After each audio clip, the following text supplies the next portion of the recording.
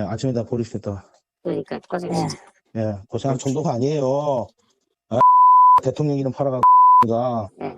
예? 공간이 압박을 넣어가고, 내가 가만히 있을 놈이라. 여보세요? 끝났어. 알겠어요? 네. 대통령 뜻이라고 해갖고, 네네네. 내가 대통령 전화한 거 안 와. 내가 가만히 있을 놈이 아니잖아. 사모하고, 네네. 네. 전화해갖고. 네. 대통령, 나는 김영철 했는데, 나한테. 윤석열. 끝났어. 고생하셨습니다. 그 소문 내면 안 돼요. 나중에 네네. 그거를 난리 날 겁니다. 네네네. 입 조심하라 하고. 네네네. 예, 우리끼리만 그거 하고. 알겠습니다. 내일 아마 점심때 발표하겠지, 그 행사가 있기 때문에. 여보세요? 네, 부장님. 기사 그거 썼어요? 쓴 게 아니고 그거 내 거지. 내가 쓴 거지. 아, 근데 그게 중요한 게 아니고 기사가 오늘 떠야 돼. 네네, 알겠습니다. 내일 내일 아침에 그 네. 컷오프 발표돼. 알겠습니다. 김영수 컷오프야. 여사가 직접 전화 왔어. 그러니까 빨리 기사 빨리 내갖고 확인하고 그 기사를 네. 여사한테 줘야 돼. 나한테 빨리 보내. 네네. 최근 뉴스토마토 보도에 명태균, 김영선, 김건희, 이준석 등이 관련된 공천 개입 의혹에 대해 정리해보겠습니다. 2024년 9월 5일 뉴스토마토는 김건희 여사가 22대 총선 당시 김영선 전 의원에게 텔레그램을 통해 지역구를 옮겨 출마할 것을 요청했다고 보도했습니다. 이 보도에서 익명의 A 의원은 김 여사가 김영선에게 창원에서 김해로 이동해 줄 것을 요청했고 그에 따른 맞춤형 지원 방안도 구체적으로 얘기했다고 주장했습니다. A 의원은 공천에서 배제된 김영선이 컷오프되며 분개했고 해당 텔레그램을 김영선이 직접 자기에게 보여줬다고 말했습니다. B 의원은 2월 말경 7불사로 추측되는 지방모처에서 MC와 만났고 그 자리에서 MC가 캡처된 해당 텔레그램 메시지들을 자기에게 건넸다고 말했습니다.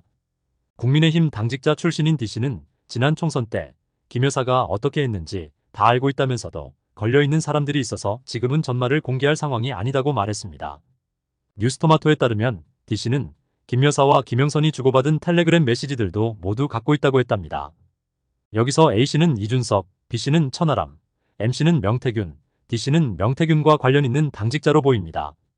정리하면 명태균이 22대 총선에서 김영선 의원 만들기 공천 개입이 실패하자 내부 분란이 일었고 그 와중에 팽당한 D씨가 한겨레와 뉴스토마토를 찾아갔는데 한겨레는 빠지고 뉴스토마토가 사운을 걸고 보도한 것으로 보입니다. 2024년 9월 19일 명씨는 뉴스토마토 기자 2명과 편집국장을 정보통신망법상 명예훼손 혐의로 고소했습니다. 더팩트 보도에 따르면 명씨는 변호인을 통해 김건희와 김영선과 텔레그램 메시지를 주고받은 적이 없고 텔레그램 메시지는 영부인과 자신 간의 메시지라며 이준석, 천하람 개혁신당 의원에게 보여준 사람은 자신이라고 말했습니다. 또 명씨는 김 여사와 김영선이 주고받은 텔레그램 메시지를 가지고 있다는 D씨의 발언도 이준석의 해명에 비추어 허위인 것으로 보인다고 했습니다. 명씨는 뉴스토마토의 후속 보도에 대해서도 법적 대응을 예고했는데요. 명씨는 이준석, 천하람 의원의 경우 뉴스토마토 기사에 인용한 발언 내용을 본인들이 직접 기자에게 했는지 여부를 확인 후 추가 고소 여부를 결정할 예정이라고 했습니다. 이에 뉴스토마토는 명씨의 고소에 대해 감사하다는 반응을 보이며 법정에서 사실관계를 확인할 수 있기 때문에 보도하지 못했던 부분을 추가로 확인할 수 있다고 반겼습니다. 국민의힘은 공식 입장을 내놓지 않았지만 당내에서는 김 여사가 정치권 인사와 공천에 대해 의견을 나눈 것 자체가 부적절하다는 지적이 나왔습니다. 그러나 2022년 재보궐선거 당시 공천관리위원장이었던 윤상현 의원은 소설 같은 이야기라며 공천에 어떠한 외압도 없었다고 부인했습니다. 대통령실은 9월 5일 결과적으로 공천이 안 됐는데 무슨 공천 개입이냐며 의혹을 부인했고 9월 6일 김영선 의원은 컷오프됐고 공천은 공천관리위원회에서 결정했다며 김 여사의 공천 개입 의혹을 일축했습니다. 이에 뉴스토마토는 대통령실과 여당의 해명이 본질에서 벗어났다고 지적하며 김건희 여사가 김영선 전 의원과 텔레그램 대화를 주고받은 적이 없다는 해명을 하지 못하고 있다고 보도했습니다. 음주운전은 했는데 사고가 안 났으니 상관없다는 건가요? 참으로 기괴한 분들입니다. 뉴스토마토 보도에서는 김영선 전 의원이 총선을 앞둔 지난 2월 경남 하동군 7불사에서 이준석, 천하람 등 개혁신당 의원 등과 만나 비례대표 공천을 논의했다고 보도했습니다. 김영선이 공천 개입 의혹이 담긴 김 여사 텔레그램 메시지를 제공하는 조건으로 개혁신당 비례대표 1번을 요구했고 이준석과 당시 개혁신당 김종인 공천관리위원장이 이를 거절했다는 겁니다. 이에 이준석은 SNS에 공천 개입 의혹을 폭로하는 조건으로 비례대표 1번을 제시한 것은 전혀 사실이 아니라며 폭로 내용에 완결성이 없어 거부했다고 밝혔습니다. 김종인 전 위원장은 무슨 처음에는 1번을 달라고 했다가 나중에는 3번을 달라고 해서 일체 반응을 보이지 않으니까 김영선이 우리 집을 또 많이 찾아왔던 것 같다고 밝혔는데, 김영선이 공천 전날까지 김종인 위원장의 부인에게 찾아갔다고 알려져 있습니다. 뉴스토마토는 창원 지역 정가에서 활동하는 명태균 씨가 윤석열 대통령 부부와의 친분을 바탕으로 지난 4월 총선뿐 아니라 김영선 전 의원이 당선됐던 2022년 6월 국회의원 재보궐선거 공천 과정에도 개입했다고 주장했습니다. 실제로 명 씨는 대통령 취임식 행사에도 초대되어 중요 자리에 앉았던 것으로 확인되었습니다. 재보궐에서는 김영선 공천 개입이 성공했고 총선에서는 실패했다는 것인데 역시나 실패하니 자중질환이네요. 19일 뉴스토마토는 명태균 음성통화 녹취 내용을 보도했습니다. 통화 시점은 2022년 5월 9일 오전 10시, 통화 상대는 이씨, 명 씨는 김건희와 대통령에게 전화를 걸어 김영선의 공천을 요청했다고 주장했습니다. 윤석열 대통령은 나는 김영선이라 했는데 라고 말하며 김영선의 공천을 약속한 듯한데요. 사실이면 공천 개입 빼박이네요. 통화 시점은 2022년 5월 10일 오후 4시, 통화 상대는 이씨, 명 씨는 김영선의 본선 후보 현수막 문구까지 신경 쓰며 공천 사실을 미리 알고 본격적인 선거 준비를 지시했습니다. 공천이 될 것을 확정하고 사무실 인테리어, 홍보 준비를 지시한 것 같네요. 통화 시점은 2022년 2월 18일 오후 9시, 통화 상대는 이씨, 명 씨는 김영선이 컷오프되었다고 말하며 김건희가 직접 전화했다고 주장했습니다. 김영선의 김해갑 출마 선언 보도자료를 빨리 작성해서 김건희에게 전달할 것을 지시했습니다. 사실이면 요것도 공천 개입 빼박이네요.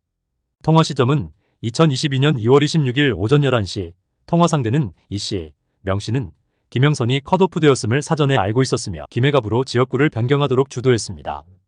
정리하면 명 씨의 녹취 내용은 김건희와 윤석열이 공천 과정에 개입했다는 의혹을 뒷받침합니다.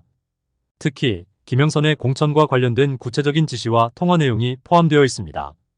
명 씨는 김건희와 대통령과의 통화를 통해 공천 결과에 영향을 미쳤다고 자랑하며 정치적 영향력을 과시하고 있습니다. 뉴스토마토를 통해 추가적인 공천 개입 증거가 시리즈로 이어질 것 같습니다. 뉴스토마토 박현광 기자는 취재 중에 공천 개입과는 다른 국정농단 의혹도 드러나서 정리 중이라는데요. 박근혜 정권의 종말을 몰고 온 정윤회 문건과 버금가는 국정농단 내용이 포함되어 있다는 겁니다. 장성철 소장도 지금의 공천 개입 의혹은 자기가 알고 있는 것의 20% 정도밖에 안 된다며 다른 정치인들의 제2, 제3 공천 개입 의혹까지 터지면 허리케인 태풍이 될 것이라고 예견했습니다. 2024년 9월 20일 국민의힘과 대통령실은 이번 사안을 김 여사의 공천 개입이 아니라 김영선 전 의원과 개혁신당 간의 공천 거래 사건으로 규정하는 모양새를 보였는데 아마도 개혁신당이 독박 쓸 것 같네요. 이와 관련하여 민주당과 조국혁신당은 김 여사의 공천 개입 의혹이 사실로 드러났다며 공세를 이어갔습니다. 반면에 한동훈 국민의힘 대표는 김건희와 명태균 씨의 공천 개입 의혹과 관련해 문제가 되는 사람에 대해선 당이 경선도 붙이지 않고 공천 배제했다고 밝혔습니다.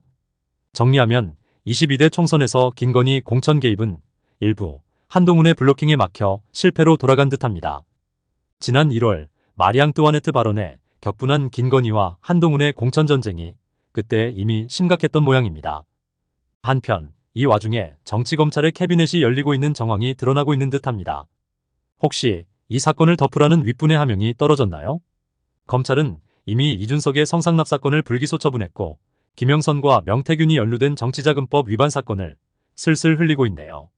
명 씨는 광고회사와 여론조사업체를 운영하면서 김영선의 선거에 도움을 줬고 그 대가로 6,300만 원 상당의 돈거래를 했다는 건데요.